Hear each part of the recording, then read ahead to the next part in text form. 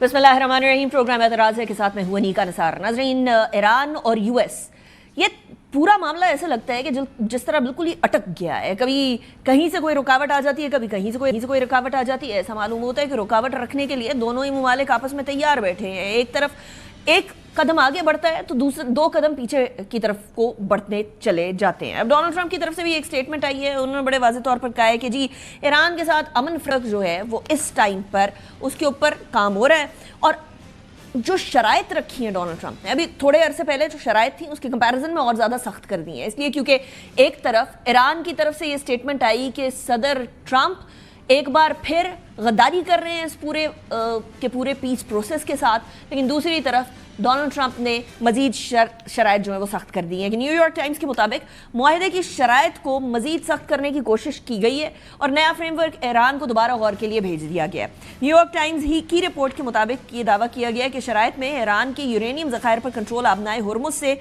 गुजरने के लिए मुकम्मल रसाई, ईरान के तवील मुद्दती जौहरी प्रोग्राम के खात्मे की शराइत शामिल हैं और नई तरामीम मुज़ाकरात को कई दिनों तक तूल दे सकती हैं।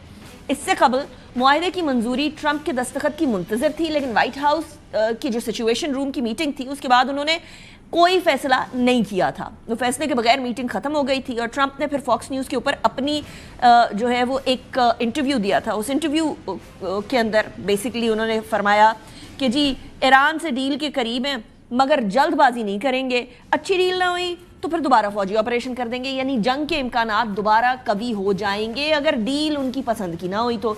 ये भी दावा किया उन्होंने कि ईरान ने यकीन दहानी कराई है कि वो एटमी हथियार ना खरीदेगा और ना बनाएगा, क्योंकि बनाने की बात की गई तो डोनाल्ड ट्रंप ने कहा कि मैंने उनसे पूछा कि आप फिर खरीद लेंगे तो फिर क्या करेंगे, तो उन्होंने ये यकीन दिला दिया ईरान ने कि हम खरीदेंगे भी नहीं। लेकिन दूसरी जानिब ईरानी पार्लियामेंट के स्पीकर मोहम्मद बाकर कालिबाफ ने यह कहा है कि इस वक्त तक किसी मुआहदे को कबूल नहीं करेंगे जब तक यकीन ना हो जाए कि ईरानी अवाम के हुकूक मुकम्मल तौर पर इस टाइम पर सेफ गार्ड रहेंगे। इनके मुताबिक ईरान सिर्फ अमली और ठोस नताइज को अहमियत देगा।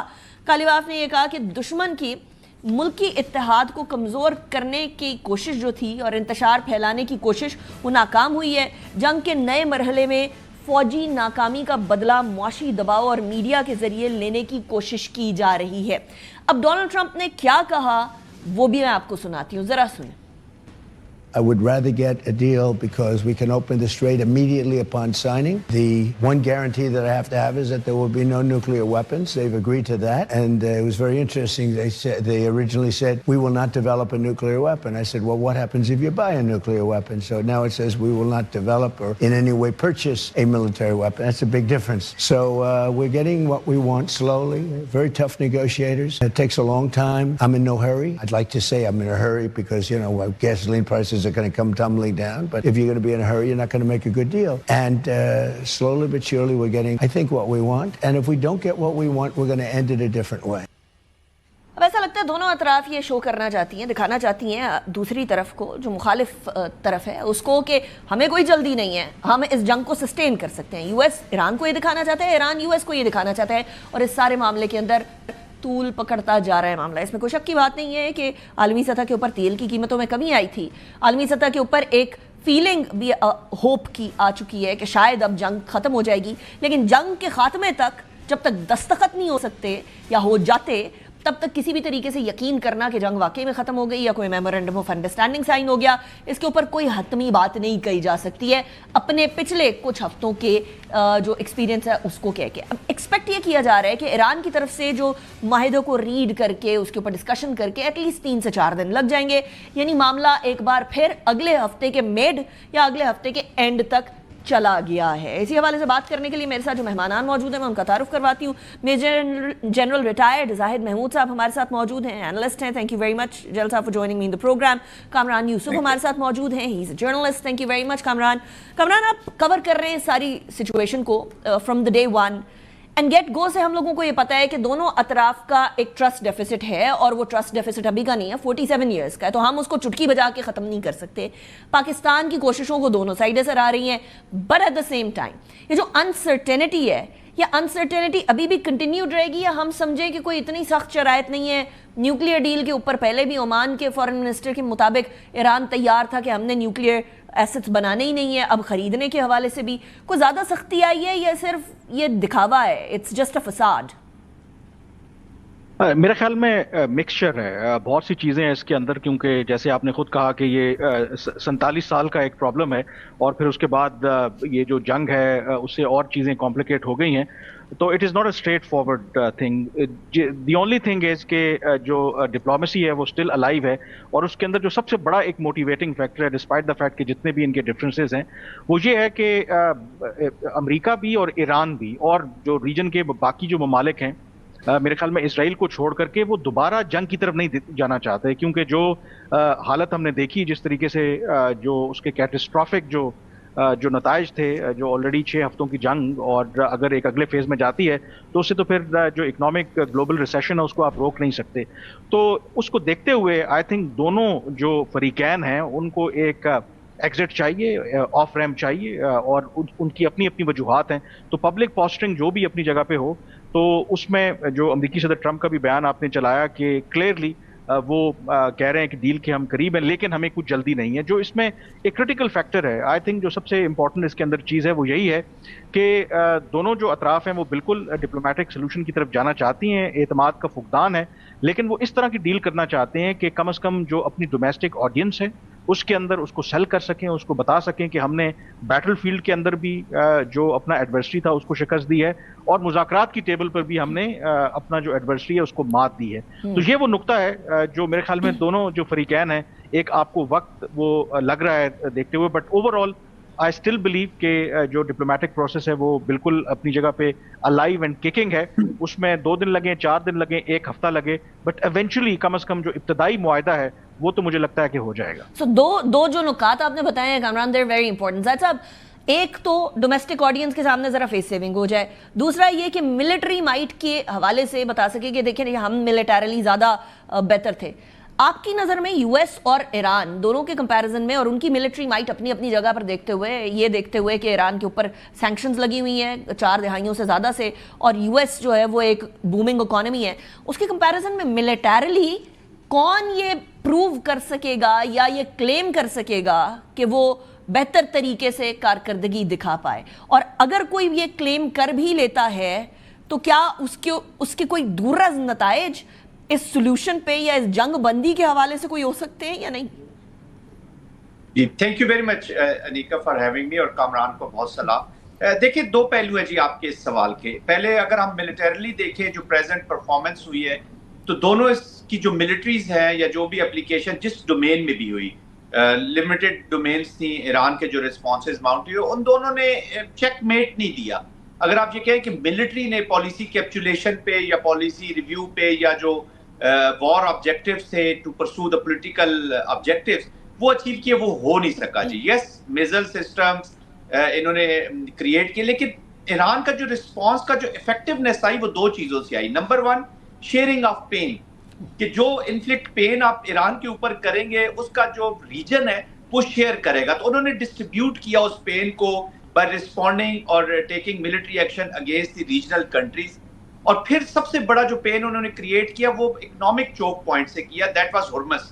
تو اس نے وار کو شیپ کیا, اس نے پوری جنگ کو شیپ کیا, کہ ناٹ ہم کہیں کہ جی ملٹریلی بہت نقصان ہو گیا یا جو بہت امریکہ کا بہت نقصان ہو گیا. اچھا امریکہ آن دا ادر ہینڈ انہوں نے بھی ان کے نیوکلیئر سائٹس کو تو 12 دن کی جنگ میں وہ ٹیکن آؤٹ. یس کیپیٹیشن بہت ہوئی, لیڈرشپ کی کیپیٹیشن کی, جو کنونشنل ملٹری تھی اس کو انہوں نے نقصان کافی پہنچایا, لیکن آئی آر جی کو یا جو اسمال بورڈز ہیں یا جو ہرمز کی چوکنگ یا مائننگ میں چیزیں استعمال ہونی, تو وہ ملٹری نے دونوں کو اپنے آبجیکٹیوز اہداف حاصل نہیں کرنے دیے.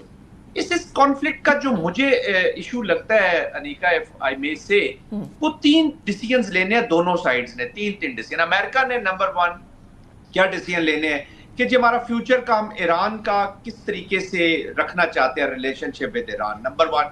نمبر 2 اسرائیل کو ایز اے اسٹریٹجک برڈن ہم کیری فارورڈ کریں گے یا نہیں کریں گے, اور ریجن کے اندر اپنی پالیسیز چینج کریں گے یا نہیں کریں گے. 3 چائنا جو مین کمپیٹیٹر ہے اس کو اس ریجن میں ہم کیسے چیلنج کریں گے, تو وہ ڈکٹیٹ کرے گی ان کی پالیسی. یہ تھوڑی سی کنفیوژن بھی اس لیے پیدا ہو رہی ہے कि ये डिसाइड नहीं कर रहे। On the other hand Iran ने भी 3 चीजों के ऊपर सामने रख के कर रहे हैं। एक तो ये है कि जी उन्होंने जो भी फ्यूचर के relationship with America long term वो कैसे चलनी है, रीजन के अंदर आपने नए ईरान ने कैसे बिहेव करना है और कैसे लेकर चलना है, और फिर जो आपके नॉन स्टेट एक्टर्स हैं या जो आपकी स्ट्रेटेजिक बर्डन आपके ऊपर है इन द रीजन जो काम कर रहे हैं हमास हिजबुल्लाह वगैरह के, उनका क्या रोल होगा।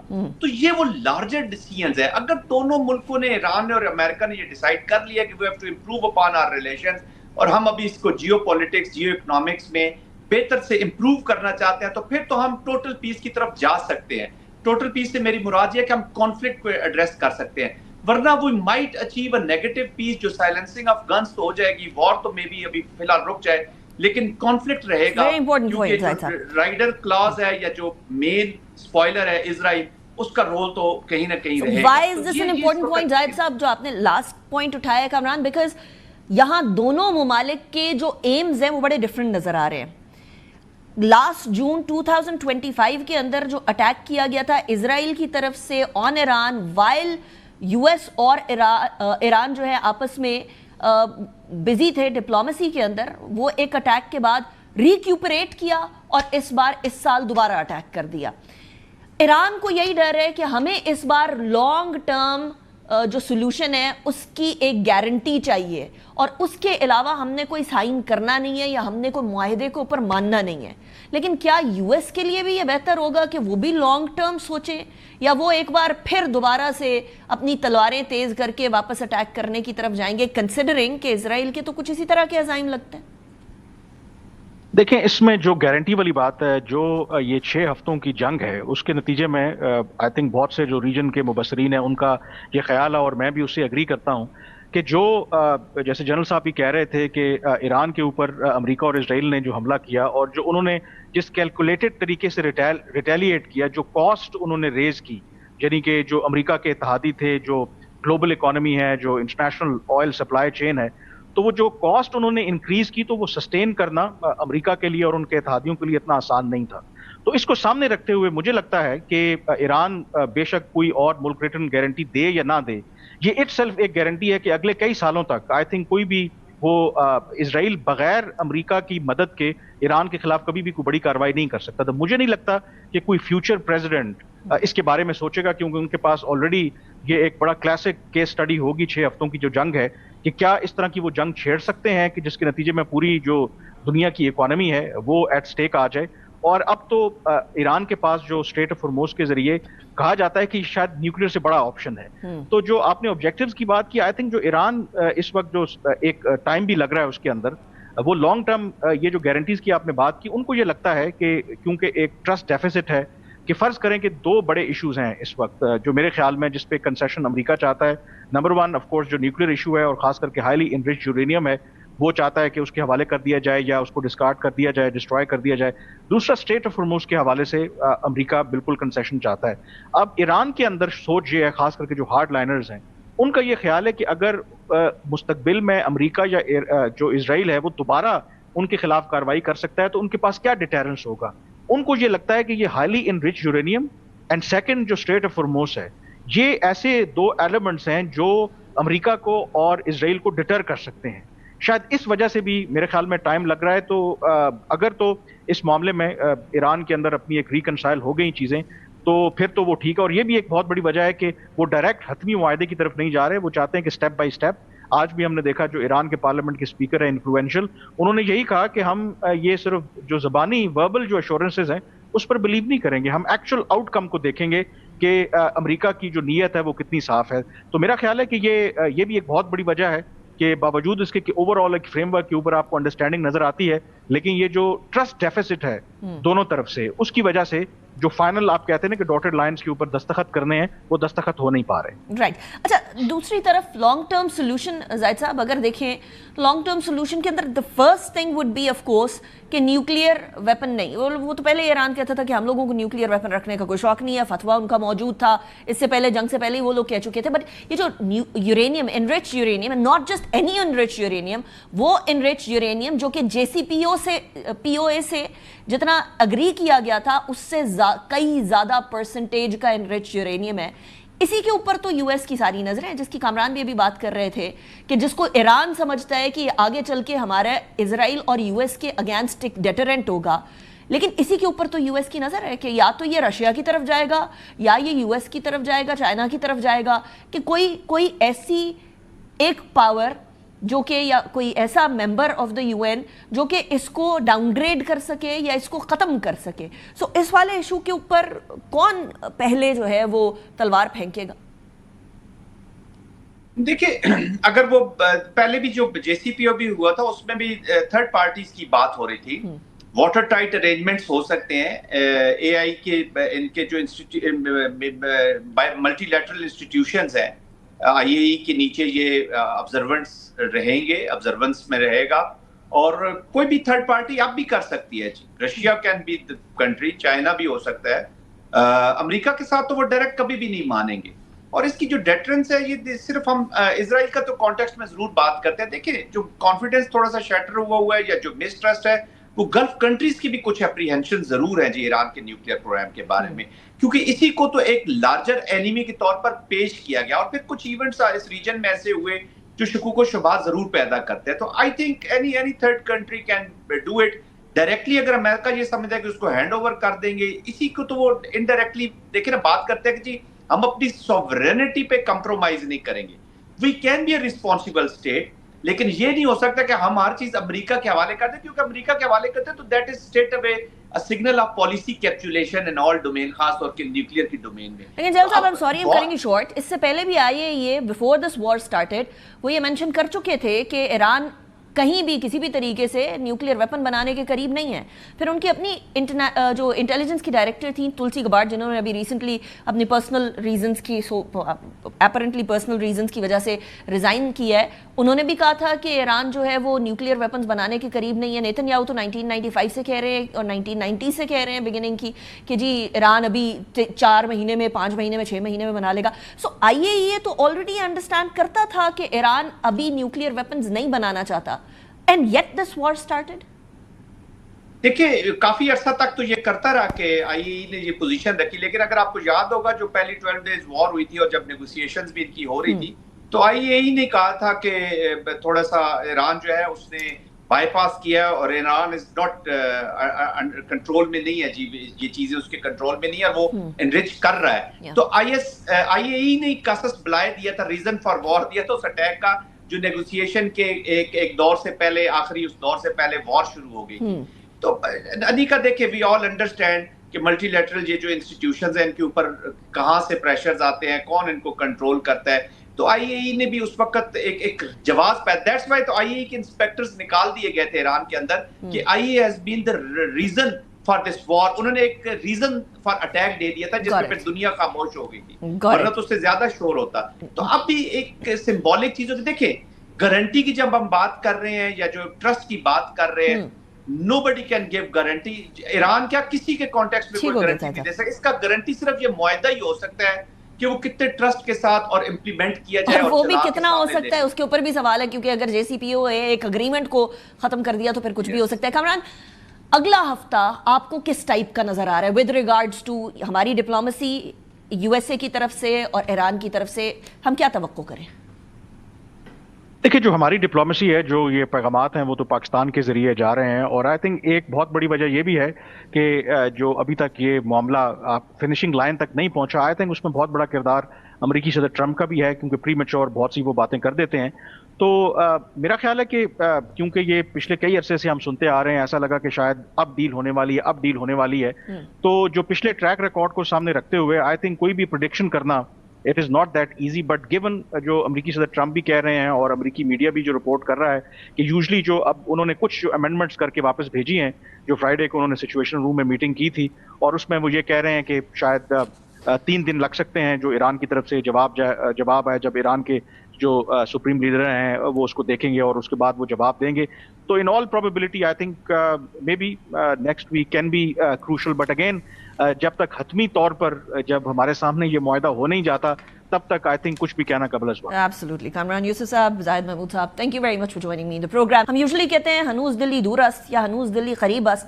ابھی ہم یہ کہہ رہے ہیں کہ ہنوز دلی پتہ نہیں کدھر است. تو اسی لیے اگلے ہفتے کیا ہوتا ہے وہ اگلے ہفتے دیکھیں گے. بریک کی طرف جانا ہے, بریک کے بعد واپس آتے ہیں, کشمیر میں کیا ہو رہا ہے اس کے بارے میں بات کرتے ہیں. Welcome back after break. ذرا سیاست کی طرف بڑھتے ہیں, اور سیاست میں ہم آزاد جموں کشمیر کی بات بھی کریں گے, جی بی کی بات بھی کریں گے, اور پھر پورے ملک کی بات بھی کریں گے, کیونکہ جی بی کے انتخابات بھی سر پر ہیں اور آزاد جموں کشمیر کے انتخابات بھی آنے. لیکن آزاد جموں کشمیر کے اندر جوائنٹ ایکشن عوامی ایکشن کمیٹی جو ہے اس سے بڑے عرصے سے ملاقاتیں چل رہی ہیں. ایک احتجاج کیا, اس سے پہلے بھی بولا کہ مل کر بیٹھ کر بات کریں, اس کے بعد حکومت چینج ہوئی. فیصل راٹھور صاحب جو ہیں وہ پرائم منسٹر آزاد جموں کشمیر بنے اور بڑے پرو ایکٹیولی عوام کے ساتھ وہ بڑے ایکٹیولی جو ہیں وہ پارٹیسپیٹ کرتے رہے. 38 نکات دیے تھے عوامی ایکشن کمیٹی نے, جس کے اندر سے 35 مان لیے گئے, اور ان 35 کے بعد 3 نکات بچ گئے ہیں. اب ان 3 نکات کو پورے ہونے کے اندر کانسٹیٹیوشنل امینڈمنٹس چاہیے, پولیٹیکل کنسنسس چاہیے, اکانومی کو اوپر نیچے کرنے کی ضرورت ہوگی, اکنامک پالیسیز کو چینج کرنے کی ضرورت ہوگی. تو اس کے اندر وقت درکار ہے, کنسیڈرنگ کہ یہ والی حکومت ابھی جو آزاد جموں اور کشمیر میں ہے یہ چند ہی مہینوں کے لیے آئی تھی, اور اب اگلی انتخابات کے ذریعے پراپر طریقے سے آنی ہے.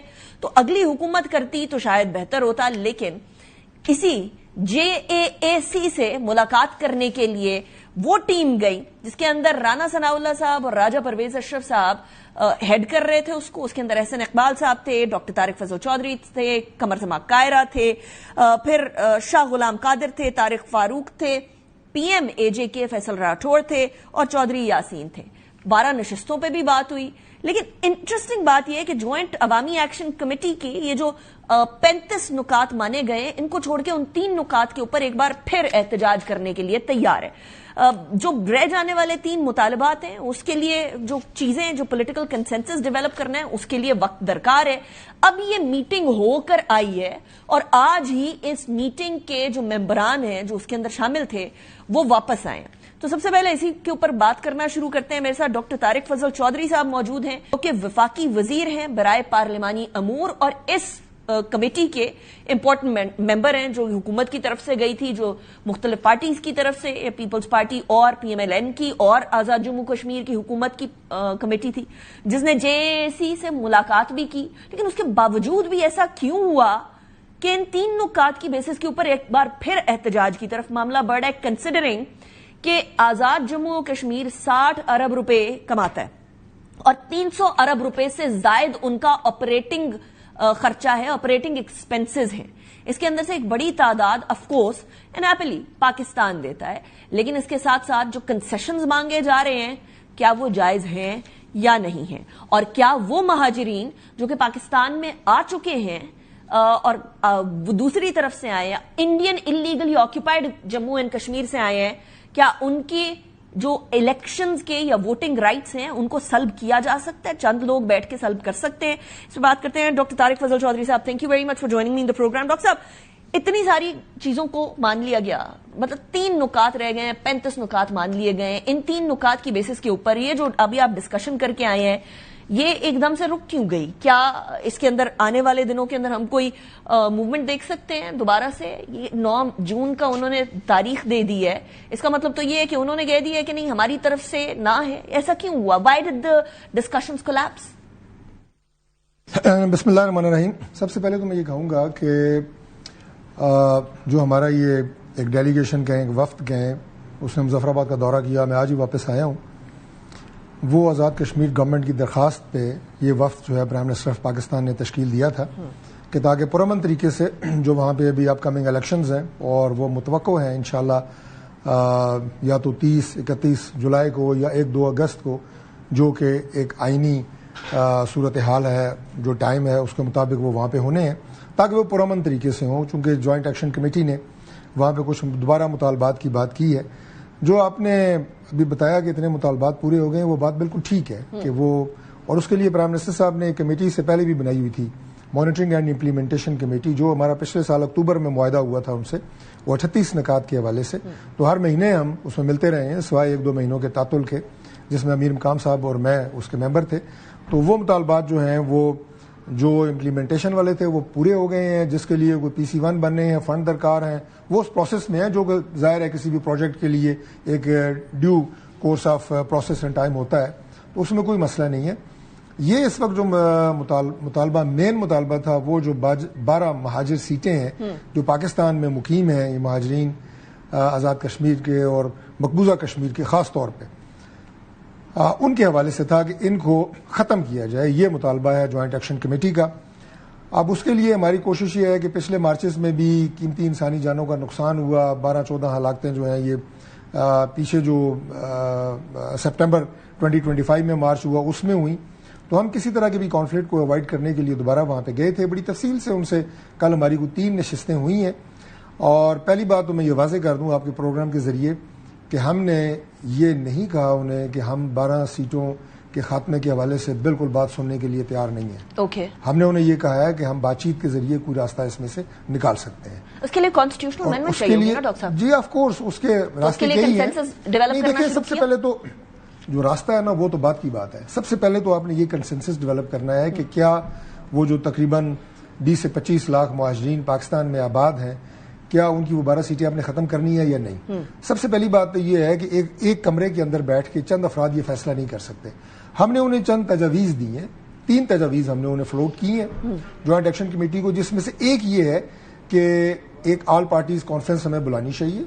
دیگر جو سٹیک ہولڈر ہیں، دیگر سیاسی جماعتیں ہیں، مختلف مکاتب فکر کے جو لوگ ہیں، اور زیادہ لمبا نہیں، ہم اس کو ابھی کر سکتے ہیں، لائک 5 تاریخ کو 4 تاریخ کو، اسی جون کی بات ہے، اس میں تھوڑا رائے لے لیں اور اس کے بعد پھر ہم بیٹھ کے دوبارہ بات کریں. یعنی آپ کہہ رہے ہیں پہلے پولیٹیکل کنسنسس بنا لیں، اس کے بعد کانسٹیٹیوشنل امینڈمنٹ کے لیے ایک پھر کنسنسس ڈیولپ کریں گے اور پھر کانسٹیٹیوشنل امینڈمنٹ کی طرف جائیں گے. منع نہیں کیا، لیکن ہم لوگوں کو احتجاج کے لیے کچھ جلدی نظر آ رہی ہے. 9 جون کی آپ کہہ رہے ہیں 4 کو بیٹھ جائیں، 5 کو بیٹھ جائیں، کیا 4-5 کو بیٹھنے کو وہ تیار ہیں؟ وہ تو 9 جون کے لیے احتجاج کرنے کو تیار ہے. یہ بات جو ہے اگر احتجاج کی طرف جاتی ہے تو بڑی بدقسمتی کی بات ہے، چونکہ جیسے میں نے آپ کو بتایا کہ ہم نے انہیں 3 تجاویز دی ہیں رانا ثناء اللہ صاحب کی قیادت میں، اور راجہ پرویز اشرف صاحب پاکستان پیپلز پارٹی کے لیڈ کر رہے تھے. اس کے متبادل انہوں نے ہمیں ان سیٹوں کے حوالے سے 2 تجاویز دی ہیں. میرا خیال ہے ابھی مناسب نہیں ہے انہیں پبلک کرنا، کیونکہ طے یہی تھا کہ ابھی اس پہ بات چیت ہوگی اور اس کے بعد انہیں پبلک کیا جائے گا. ہم نے 3 دی، انہوں نے 2 متبادل تجاویز ہمیں دی ہیں جس پہ غور ہو رہا ہے، جس کے لیے ابھی ہم یہاں پہ اپنی سینئر ان تجاویز میں اور آپ کی جو تجاویز ہیں ڈاکٹر صاحب، ان کے اندر کوئی مماثلت ہے یا کمپلیٹلی ڈفرینٹ ہے؟ کمپلیٹلی ڈفرینٹ ہے، لیکن ہم نے انہیں کہا ہے کہ ہم آپ کی تجاویز پہ غور کریں گے. ہم اپنی سینئر قیادت سے بات کریں گے، پاکستان پیپلز پارٹی اپنی سینئر قیادت سے بات کرے گی. Prime minister of Azad Kashmir کو ہم یہ مینڈیٹ دے آئے ہیں کہ آپ یہاں پہ آل پارٹیز کانفرنس کا بھی انعقاد کریں اور ان تجاویز کے حوالے سے آپ یہاں پہ بھی کنسنسس بلڈ کریں. اور اس کے بعد ہم نے ان سے یہ گزارش کی ہے کہ اگر اس میں 6 سے 8 دن فالتو لگ سکتے ہیں تو آپ اس کال کو 9 تاریخ کی بجائے 6 سے 8 دن آگے لے جائیں. چونکہ ہم اس پہ کنسنسس ڈیولپ کریں گے، ہم اپنی سینئر قیادت سے بات کریں گے، اس میں 6 سے 8 دن، ہفتہ زیادہ لگ سکتا ہے. تو مجھے امید ہے کہ اگر وہ اتنے بڑے کاز کی بات کر رہے ہیں تو 1 ہفتہ اس کال کو آگے کرنے میں کوئی آر نہیں ہونا چاہیے. اور اگر ضد ہے کہ ہم نے 9 کو ہی کرنا ہے اور اس میں اگر کوئی تصادم ہوتا ہے تو میں سمجھتا ہوں کہ اس کے لیے یہ اچھی بات نہیں ہے، ہونا نہیں چاہیے. اگر ضد بن جاتی ہے تو میرا سوال یہ ہے کہ آپ وہاں کیونکہ ان سے گفتگو کرتے رہے ہیں، گاہے بگاہے کرتے رہے ہیں، اکتوبر کے اندر بھی اور اس کے بعد بھی جو ملاقاتیں ہوئی ہیں، you been an integral part through and through اس سارے پروسیس کا.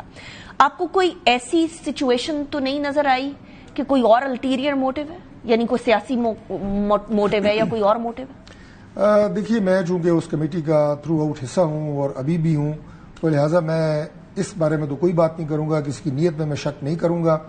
لیکن یہ ضرور میں کہوں گا کہ اس سے پہلے جو ان کے مطالبات تھے وہ پبلک انٹرسٹ کے تھے، جیسے ٹیکسز کے حوالے سے ہیں، ہاسپٹلز کے حوالے سے ہیں، اسکولز کے حوالے سے ہیں، نیا بورڈ بنانے کے حوالے سے ہیں، یہ بجلی کی قیمتیں ہیں، آٹے کی قیمتیں ہیں، یہ پبلک انٹرسٹ کی چیزیں ہیں.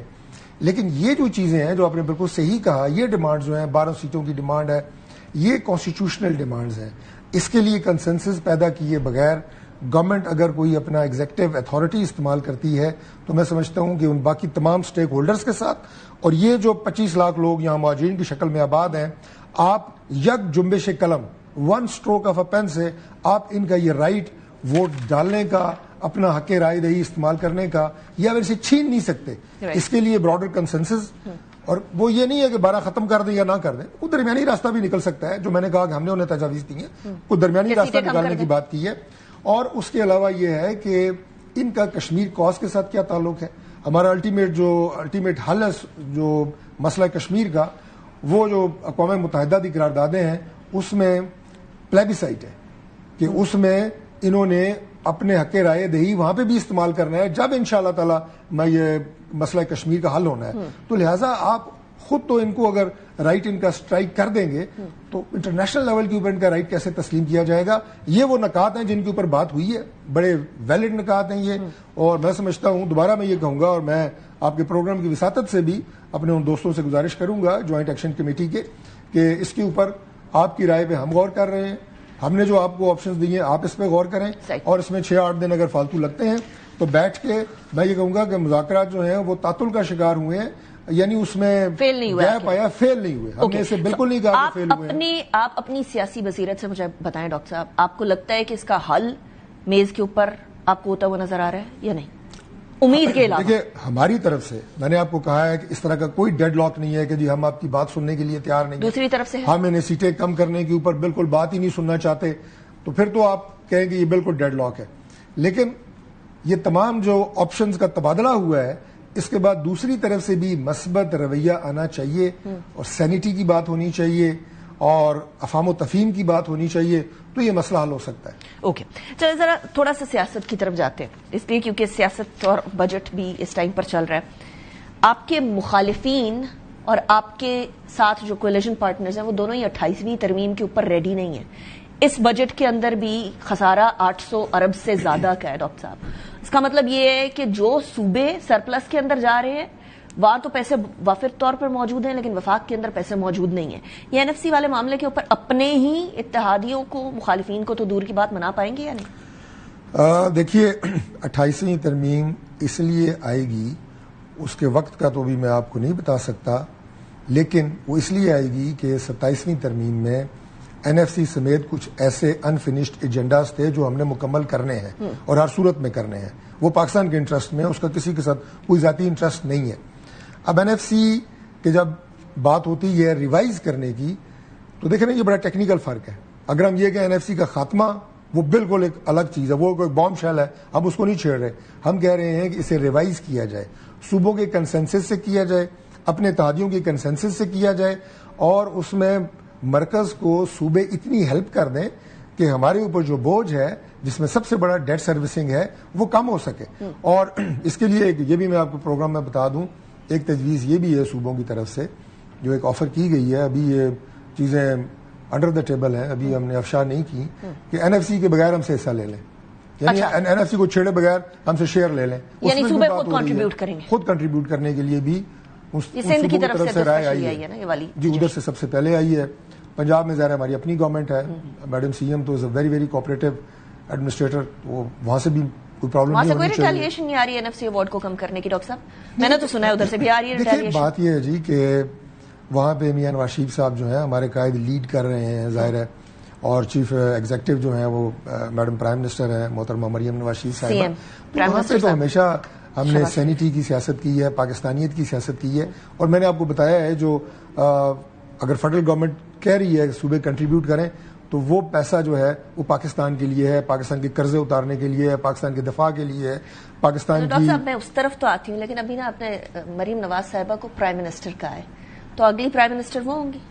میں نے چیف منسٹر کہا ہے. آپ نے پرائم منسٹر کہا نہیں، وہ پھر میرے منہ سے نکل گیا ہوگا. یہ خواہش ہے یا ارادہ ہے یا پلان ہے؟ دیکھیں بات یہ ہے کہ ان کا ایک کیریئر ہے اور وہ تمام تر صلاحیت رکھتی ہیں to be a prime minister, اس میں تو کوئی ایسے ڈاؤٹ نہیں ہے. اگلی پرائم منسٹر مریم نواز ہوں گی آپ کی کینڈیڈیٹ؟ آپ کا خیال ہے یہ فیصلہ میں نے کرنا ہے؟ نہیں، میں تو آپ سے میں تو ان کی کوالٹیز اور صلاحیتوں کو دیکھ کے یہ بات کر رہا ہوں کہ she has all the capacity. چلے مجھے یہ بتائیں، لیکن وہ میں نے سنا ہے کہ وہ بھی NFC کی لیکن کٹوتی پہ میں تیار آپ کو ایک اور بات بھی ساتھ اس کے بتانا چاہتا ہوں کہ وہ تمام مشکل حالات جن سے پاکستان اس وقت گزر رہا ہے، اتحادیوں کو ہم ساتھ لے کے چل رہے ہیں، چیلنجز ہیں، اس میں شہباز شریف جیسا پرائم منسٹر یہ کم از کم آج کل کے دور میں آپ کو نہیں مل سکتا. فیئر انف، آپ کی پارٹی لائن بھی ہے تو میں اس کے اوپر کوئی آرگیو نہیں کروں گی، لیکن مجھے یہ بتا دیجیے گا کہ NFC ایوارڈ کی کٹوتی کے اوپر تو پنجاب بھی اس ٹائم پہ اپوز کر رہا ہے نا؟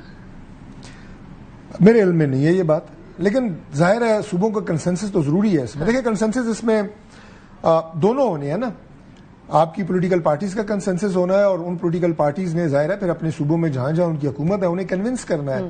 دیکھیں یہ پاکستان کا مسئلہ ہے، یہ پولیٹیکل پارٹیز کا مسئلہ نہیں ہے. اب ایک صوبے میں KP میں وہ گورنمنٹ ہے کہ جو ہم مذاکرات کی بات کرتے ہیں, کبھی وہ تیار ہوتے ہیں کبھی نہیں ہوتے ہیں. جب ان کے پارٹی کے پرائم منسٹر تھے تو انہوں نے 4 سال تو لیڈر آف اپوزیشن جو کہ شہباز شریف صاحب تھے ان سے تو انہوں نے مصافحہ کرنا بھی پسند نہیں کیا, اتنی تکبر اور رونت. لیکن اس کے باوجود جب پاکستان کی بات آئے گی تو دے ہیو ٹو کوآپریٹ. ٹھیک ہے. اچھا ڈاکٹر صاحب ذرا بجٹ کے بارے میں بات کرتے ہیں کیونکہ NFC بھی ڈائریکٹلی بجٹ سے ریلیٹڈ ہے. یہ ایک فہرست ہے, 1 2 3 4 5 صفحے. یہ آپ لوگوں کی کابینہ ہے. آپ لوگوں نے وعدہ کیا تھا کہ ہم کابینہ کو چھوٹا کریں گے, اس کی کٹوتی بھی کریں گے, آسٹیرٹی میجرز بھی کریں گے. بجٹ کے اوپر ہم لوگ کافی لان تان تو کرتے رہتے ہیں باقی چیزوں کو, IMF کی باتیں بھی مانتے رہتے ہیں, ٹیکس بھی لاد دیتے ہیں عوام پہ, تو یہ کیوں نہیں چھوٹا کرتے آپ کابینہ کو؟ دیکھیے یہ تو ظاہر ہے پرائم منسٹر صاحب اس وقت اس ٹیم کے کیپٹن ہیں, لیکن یہ بات میں آپ کو بتا دوں کہ کابینہ بالکل ریوائز ہو سکتی ہے. اور اس کی وجہ یہ ہے پرائم منسٹر شہباز شریف صاحب نے برملا یہ بات کہی ہوئی ہے کہ میں اپنے جو منسٹرز ہیں ان کی کارکردگی کی بنیاد کے اوپر, جسے وہ مسلسل مانیٹر بھی کر رہے ہیں اور اس کے اوپر ان کا اپنا آپ یہ کہیں کہ بڑا گہری نظر ہے, اس کی بنیاد کے اوپر کابینہ کو ریویو کیا جا سکتا ہے. اور یہ بجٹ کے بعد عین ممکن ہے. یعنی کوئی کٹوتی ہوگی کابینہ کے اندر؟ آپ میں آپ کو عرض کر رہا ہوں کہ پرائم منسٹر آف پاکستان اس وقت کابینہ کے جو ممبران ہیں انہیں یہ واضح کیا ہوا ہے کہ آپ کی کارکردگی کو میں خود جانچ کر رہا ہوں, اور اگر کارکردگی معیار کے مطابق نہ ہوئی تو وزارتیں تبدیل بھی ہو سکتی ہیں, وزارتیں واپس بھی لی جا سکتی ہیں ان کیبنٹ ممبر سے جو ڈیلیور نہیں کر رہے. انٹرسٹنگ. اچھا ایک اور مسئلہ ہے, ہمارے یہاں پاور کی اس ٹائم پر سرپلس ہے, ہماری کیپیسٹی زیادہ ہے. دوسری طرف ایک طرف آپ سولر پینلز کے اوپر ٹیکس لگانے کا کر رہے ہیں, تو وہ کنفرم کر دیجیے گا کہ کیا سولر پینلز کے اوپر ایکسٹرا ٹیکسز لگ رہے ہیں, 10% سے 18% ہو رہے ہیں یا نہیں. دوسری طرف آپ لوگ پاور کے اوپر پاور کے مزید پروجیکٹس لگانے کی بات کر رہے ہیں PSDP کے through and through other means. 1700 ارب کی میرے سامنے یہ فگر آ رہی ہے. ساری جو تجاویز ہوتی ہیں یہ بجٹ سے پہلے سامنے آتی ہیں. اس میں اب ہماری جو آگے وے فارورڈ ہے وہ کیا ہے, وہ یہ ہے کہ سب سے پہلے تو ایسے اقدامات اور ایسے کام کرنا کہ جس سے عوام کے اوپر مزید بوجھ نہ پڑے. IMF کے ساتھ شاید یہ ہمارا آخری سال ہو, ویسے تو ہم چاہ رہے تھے کہ اس سال بھی آگے ان کے ساتھ نہ جانا پڑے. ایک ایگریمنٹ ہے تک ہے نا ہم تو ابھی جی انفارچونیٹلی, اور ہماری کوشش ہے کہ یہ آخری سال ہو اور اس کے بعد ہمیں ان کے چنگل سے میں تو کہوں گا کہ ہم نکل آئیں. کچھ ان کی وجہ سے بھی مجبوریاں ہوتی ہیں, لیکن عوام پہ کم سے کم بوجھ ڈالنا یہ پرائم منسٹر صاحب کی بڑی کلیئر ڈائریکشن ہے. اور اس کے بعد ابھی یہ جو سارا معاملہ امریکہ ایران وار کا ہوا, اپنا ہرمز بند ہوئی اور پیٹرول کی قیمتوں میں اضافہ ہوا, میں جن چند میٹنگز میں تھا, میں آپ کو بالکل ایمانداری سے یہ بات بتاؤں کہ میں نے پرائم منسٹر شہباز شریف صاحب کو اپنی زندگی میں کبھی اتنا پریشان نہیں دیکھا جب پیٹرول کی قیمتیں بڑھ رہی تھیں اور جب انہیں بتایا جا رہا تھا کہ اس سے کیا کیا امپیکٹ آ سکتا ہے. He was very much disturbed. تو پھر ہم اس لیے ہم لگا رہے ہیں. میں آپ کو عرض کر رہا ہوں کہ یہ چیزیں جو ہیں یہ ہمارا ٹارگٹ یہ ہے اور ان کی یہ بڑی واضح ڈائریکشن ہے. باقی یہ تمام جو باتیں آپ کر رہی ہیں یہ تجاویز کی شکل میں آتی ہیں, ہمارے اتحادیوں کے پاس جاتی ہیں. آپ کو یاد ہے کہ اس سے پچھلے بجٹ میں بھی سولر کے اوپر 20% ٹیکس لانے کی بات کی گئی تھی, ہمارے اتحادی نہیں مانے, ہم نے اس کو 10% کیا. اس پارٹی نے بھی اس پہ کافی رول پلے کیا, ہم ان کے بھی شکر گزار ہیں.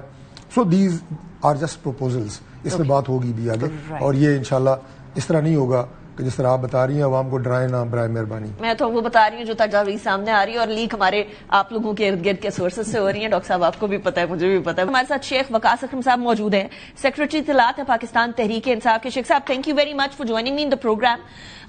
شیخ صاحب مجھے یہ بتائیں, آپ لوگوں کی لڑائی ہو گئی ہے, میں نے سنا واٹس ایپ گروپ کے اوپر علی امین گنڈاپور صاحب اور سہیل آفریدی صاحب کے بیچ میں کافی لان تان ہوئی ہے. دیکھیں, نہ تو میں سہیل آفریدی کا ترجمان ہوں اور نہ میں گنڈاپور صاحب کا ترجمان. PTI کے تو ہیں اور دونوں PTI کے CM ہیں. تو میں نہیں سمجھتا کہ PTI میں اگر کوئی اس قسم کی چیز کسی واٹس ایپ گروپ میں ہوئی بھی ہے تو اس کے اوپر میں نیشنل ٹی وی کے اوپر بیٹھ کے جو ہے وہ لوگوں کی ترجمانی کروں گا. ڈاکٹر صاحب میں ہاں ہی سمجھوں گی پھر. شیخ صاحب نہیں, دیکھیں, ہاں دنیا ہاں سمجھے یا نہ سمجھے, اٹ ڈزنٹ میٹر. اگر کسی گروپ میں آپس میں دو پارٹی ممبرز اگر کوئی گفتگو کر لیتے ہیں تو از دس a matter of national interest that it should be discussed on national TV? Is it not, Sheikh صاحب, considering کہ KPK کا بجٹ آنا ہے ابھی؟ It's a petty matter. I mean, KPK کا بجٹ کا دو لوگوں کی گفتگو سے کیا تعلق ہے؟ اچھا مجھے بتائیں, it is a petty matter لیکن مسئلہ تھا. میں یہ سمجھتا ہوں کہ آپ کو آج ڈسکس کرنا چاہیے کہ گلگت بلتستان میں کیا ظلم ہو رہا ہے پاکستان تحریک شیخ انصاف صاحب وہ میں نے ڈیسائیڈ کرنا ہے نا، میں نے کیا ڈسکس کرنا ہے، میں اس کے بعد آتی ہوں گلگت بلتستان میں اسد کیسر صاحب کے ساتھ کیا ہوا وہ بھی ڈسکس کرتے ہیں، لیکن سٹارٹ آج کی تازہ خبر سے۔ آپ نے تازہ خبر مجھ سے پوچھی اور میں نے اپنا اس کو پرستان صاحب کو دے دیا۔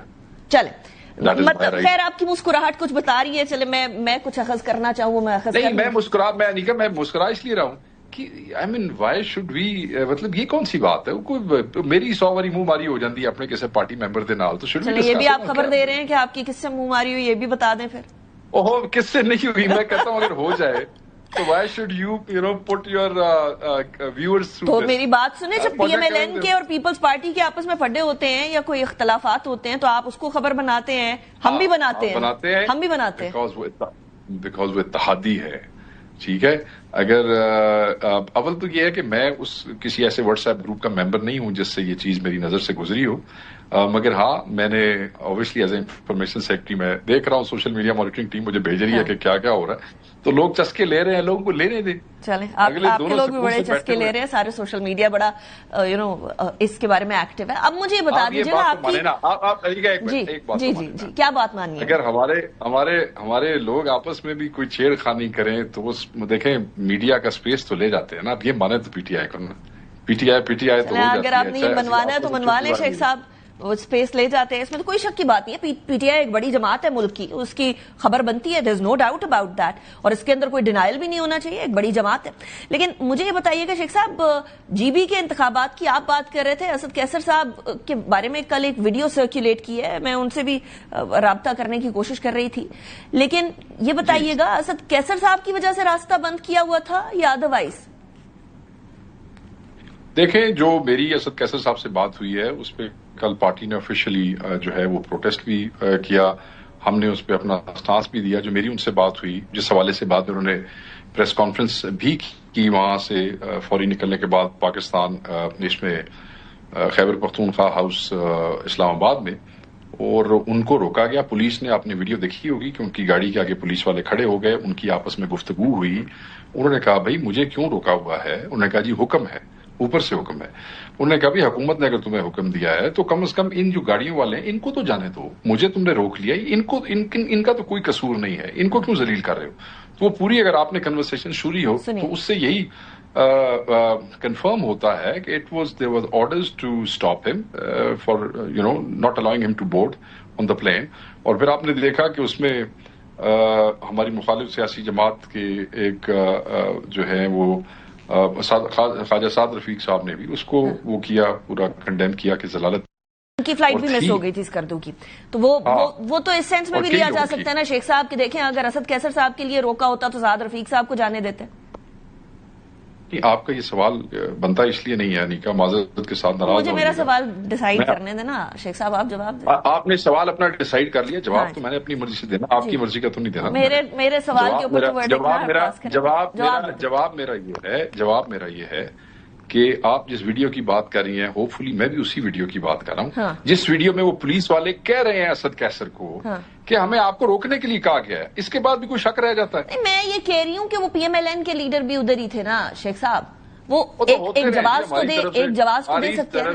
ہماری طرف سے نہیں، دیکھیں ہم اتنے سادے بھولے کوئی نہیں ہے، نہ پاکستان کی عوام بھولی ہے کہ اگر غلطی سے کوئی نون لیگ کا لیڈر وہاں پہ کھڑا ہو گیا تو وہ ٹریفک کسی انہونی کی وجہ سے بند ہوئی ہے، وہ پولیس والے وردی میں اس کو کہہ رہے ہیں کہ تمہیں روکنے کا حکم ہے، اور وہ آگے سے ان کو کہہ رہے ہیں اسد کیسر صاحب کہ ٹریفک کو جانے دو، مجھے روک لو، ٹریفک کو جانے دو۔ Fair enough. اچھا اس کے بعد کیا رہ جاتا ہے؟ مجھے یہ بتا دیجیے گا، آپ لوگوں کا احتجاج موڈ بھی آن ہونا تھا وہ قربانی کے بعد، بڑی عید کے بعد، یعنی قربانی کی عید کے بعد قربانی کا احتجاج الیکشن اناؤنس ہو گیا ہے گلگت بلتستان کا۔ آپ یہ دیکھیں کہ جنید اکبر صاحب کو واپس صوبہ بدر کیا گیا، ان کو جہاز پہ نہ جانے دیا گیا، اب ہمارے لوگ جو ہیں وہ جا رہے ہیں کمپین کرنے کے لیے، 7 کو الیکشن ہے، 5 کو بجٹ ہے، اور اس میں پرامن آئینی احتجاج بھی ہوگا، اور گلگت بلتستان میں ہمارے لوگ جائیں گے، اور عدالت میں بھی ہمارے لوگ کل جائیں گے، اور وہاں پہ درخواست دیں گے کہ آپ نے کس قانون کے تحت، کس آئین کے تحت ہمارے لوگوں کو یہاں سے صوبہ بدر کرنے کا منصوبہ بنایا ہے۔ وہ احتجاج صرف جی بی سے ریلیٹڈ ہوگا شیخ صاحب یا اوور آل عمران خان صاحب کی رہائی سے ریلیٹڈ ہوگا؟ دیکھیں وہ آبویسلی عمران خان کے نام پہ جی بی میں الیکشن ہو رہا ہے, عمران خان کے جھنڈے کو وہاں سے اتارا جا رہا ہے, عمران خان کی تصویر کو وہاں سے اتارا جا رہا ہے. خالد خورشید کی والدہ کو ایک نوٹس آیا ہے election commission of Gilgit Baltistan کی طرف سے کہ تم نے اپنے بیٹے کی تصویر کیوں لگائی ہے. Can you imagine? مجھے خالد خورشید صاحب نے بتایا. میں کچھ اور کنفرم کرنا چاہ رہی ہوں شیخ صاحب, کیا پورے ملک کے اندر احتجاج ہوگا یا صرف جی بی میں احتجاج ہوگا, یہ کنفرم کر دیں. ہم اپنے تمام ایم این ایز اور سینیٹرز کو جو ہے we are diverting them towards G B. Okay, so باقی ملک کے اندر ایسا کچھ نہیں ہوگا. That make sense. آبویسلی جی جہاں الیکشن ہو رہا ہے پورا ایک علیحدہ صوبہ ہے, ایک یونٹ ہے, سب وہیں جائیں گے جی. جہاں ہمیں پاکستانی نہیں سمجھا جا رہا اور ہمارے لوگوں کو اٹھا کے باہر پھینکا جا رہا ہے, ہم وہیں پہ جائیں گے جی. ٹھیک ہو گیا. شیخ وقاص اکرم صاحب, thank you very much for joining me in the program. Was having you. کچھ کہہ نہ سکے, کچھ کہہ بھی گئے والی سچویشن ہے. لیکن بریک پہ جانے سے پہلے ڈاکٹر صاحب میرے ساتھ ابھی بھی موجود ہے. ڈاکٹر صاحب کچھ کامنٹ کرنا چاہیں گے اسد کیسر صاحب کے ساتھ جو ہوا کل؟ میرا خیال ہے you asked a very fair question, very relevant question, اور وہ یہ ہے کہ ہمارے بہت ہی سینئر لیڈر ہیں ہمارے بھائی سعد رفیق صاحب, ان کی فلائٹ بھی مس ہو گئی ہے. تو یہ کوئی ایڈمنسٹریٹو میٹر جو مجھے لگتا ہے کہ پنجاب پولیس کا ایڈمنسٹریٹو میٹر کیوں بنتا تھا اسلام آباد ایئرپورٹ کے راستے؟ آج کل کے جو حالات ہیں سیکیورٹی کے, اس پہ کئی ایسے آپ کو انٹیلیجنس انفارمیشن آتی ہے, کئی ایسے تھریٹس ہوتے ہیں کہ جس کے لیے جو سیکیورٹی میئرز ہوتے ہیں انہیں بڑھا دیا جاتا ہے. اب اس میں اگر سعد رفیق صاحب کی فلائٹ مس نہ ہوئی ہوتی تو ہم کہہ سکتے تھے, یا یہی سمجھا جاتا, یا یہی حقیقت ہوتی کہ اسد کیسر صاحب کے لیے جو ہے وہاں پہ کوئی ناکہ لگایا گیا ہے. لیکن وہ پولیس والے کہہ رہے تھے نا اسٹریٹ فارورڈلی, ویڈیو کے اندر باقاعدہ آیا کہ آپ کو روکنے کا باقاعدہ اوپر سے آرڈر آیا, تو وہ پولیس والوں نے بول دیا, تو اس کے بعد پھر سوال. میں نے تو خیر وہ ویڈیو نہیں دیکھی, لیکن میں تو چونکہ میں ضرور دیکھوں گا, لیکن چونکہ سعد صاحب کی فلائٹ مس ہوئی ہے اور وہ انہوں نے بھی بڑا غصے کا اظہار کیا ہے, آپ کو پتا ہے انہوں نے بھی ایک ٹویٹ کی ہے اس کے اوپر, تو فیس بک کے اوپر انہوں نے کی, اس کے بعد پھر میرے خیال میں ڈیلیٹ بھی کر دی تھی شاید انہوں نے. نہیں ڈیلیٹ کیا کی ہوگی, میرا نہیں خیال, بہرحال کر بھی سکتے ہیں, لیکن مجھے نہیں پتا, میں نے تو دیکھی ہے ان کی ٹویٹ. تو اوپر سے ان کو آرڈر آ سکتا ہے پولیس والوں کو اسد کیسر صاحب کو پکڑنے کا, تو سعد رفیق صاحب کو بھی تو آرڈر آ سکتا ہے کہ آپ ڈیلیٹ کریں اس کو. ہو سکتا ہے میاں صاحب نے آرڈر کیا. منجے ہوئے سیاسی کارکن ہیں, سوچ سمجھ کے بات کرتے ہیں, لیکن اس معاملے کی میرا خیال ہے ہونا چاہیے ایسے جی بی کے اندر انتخابات ہو رہے ہیں ان کو کرنے دیں الیکشن کیمپین. ڈاکٹر صاحب نہیں ہونا چاہیے, میری اب ذاتی رائے اگر پوچھیں, بالکل کسی کو نہیں روکنا چاہیے. اور آپ مجھے یہ بتائیں کہ جنید اکبر خان وہاں پہ کمپین کر رہے ہیں, کسی کو پتہ ہی نہیں ہے, سنیں نا, کسی کو پتہ ہی نہیں ہے کب سے گئے ہوئے ہیں, کدھر پھر رہے ہیں, کسی کو نہیں پتا. جب انہیں اریسٹ کیا گیا پورے پاکستان کو پتہ لگ گیا, ان کا مقصد پورا ہو گیا. میں خود چونکہ پولیٹیکل ورکر ہوں تو ان کی تو چاندی ہوگی, سب کو پتہ لگ گیا. دوسری بات, اسد کیسر صاحب کی فلائٹ مس ہوئی, سعد بھائی کی ہوئی, اگر یہ فلائٹ سے چلے جاتے اسد کیسر صاحب نے وہاں جا کے کیا کر لینا تھا؟ کوئی کتنے دن رہ گئے, 7 تاریخ کو الیکشن ہے, کوئی انہوں نے کوئی گلگت کے پہاڑوں کو نہیں سرکا دینا تھا, کچھ بھی نہیں ہونا تھا. میں again as a political worker آپ کو بتا رہا ہوں, کچھ نہیں ہونا تھا. اتنی لاسٹ ڈیز میں الیکشن پہ آپ کچھ بھی نہیں کر سکتے, اور خاص طور پہ ان علاقوں میں جہاں پہ ان کے فٹ پرنٹ ہے ہی نہیں. مطلب یہ اپنے علاقوں میں افیکٹو ہیں, لیکن میں بار بار آپ کو یہ بتانے کی کوشش کر رہا ہوں کہ ان کو یہ ہائی لائٹ کر کے ان کی خبریں بنوا کے ہم نے ان کی کمپین اور ان کا مقصد پورا کر دیا. یہ نہیں ہونا چاہیے. ان کو مبارک ہو اور آپ کو مبارک نہ ہو, پھر یہی کہا جائے. نہیں, یہ کیوں ہوا ہے مجھے نہیں پتا, لیکن یہ نہیں ہونا چاہیے. چلے ڈاکٹر صاحب, thank you very much for joining me. اسی کی طرف جاتے ہیں, بریک کے بعد کچھ اکانومی کی بات کریں گے. See you after the break. Welcome back after break. Budget کے حوالے سے ڈسکشن ہونا شروع ہو گئی, اور بجٹ میں جو وفاق ہے وہ بالکل کنگال نظر آتا ہے, اس لیے کیونکہ جب ہم ڈیٹ سروسنگ کرتے ہیں, سود کے پیسے دیتے ہیں, قرضے واپس کرتے ہیں, تو اس کے بعد ڈیفنس آ جاتے ہیں. ڈیفنس کے پیسوں کے لیے بھی ہم لوگوں کو قرض سے بہت ساری چیزیں چلانی پڑتی ہیں, اور پھر مسئلہ آتا ہے کہ اس سے پہلے پیسے دینے ہیں صوبوں کو. اسی لیے NFC ایوارڈ کو جو ہے تبدیل, اس میں رد و بدل کی بات ہو رہی ہے, 28ویں آئینی ترمیم کی بات ہو رہی ہے, اور یہ ابھی سے نہیں ہو رہی ہے, یہ پچھلے سال سے اس حوالے سے بات گردش کر رہی ہے. اس سال رواں سال 868 ارب روپے جو FBR کا ہے وہ شارٹ فال رہا ہے, ٹیکس شارٹ فال ہم لوگوں کا رہا ہے. اور FBR کی جو ٹیکس کی ہم لوگوں نے اگلی حد مقرر کی ہے وہ 15,000 ارب روپے. اس بار کا پورا نہیں کر سکے, نیکسٹ ٹائم کا کیسے کریں گے؟ اور ایسی صورتحال کے اندر نہ تو ایگریکلچرل ٹیکس, نہ ہی ریٹیلرز کے اوپر ٹیکس, اور نہ ہی اس طریقے سے ریئل اسٹیٹ کے اوپر ٹیکس ہم لگا سکے. حالانکہ حکومت نے بہت سارے وعدے کیے تھے, لیکن صوبے اس ٹائم پر سرپلس میں چل رہے ہیں. پنجاب کا صوبہ 83% سرپلس اس کا جو ہے وہ رائز کی ہے اس بار. KPK ने अपना सरप्लस डबल कर लिया है, सिंध का 34% से इंक्रीज किया है, क्यों सिर्फ 34% से इंक्रीज किया समझ नहीं आई, और बलूचिस्तान का डिक्लाइन कर गया 41 बिलियन रुपए से 92 बिलियन रुपीस।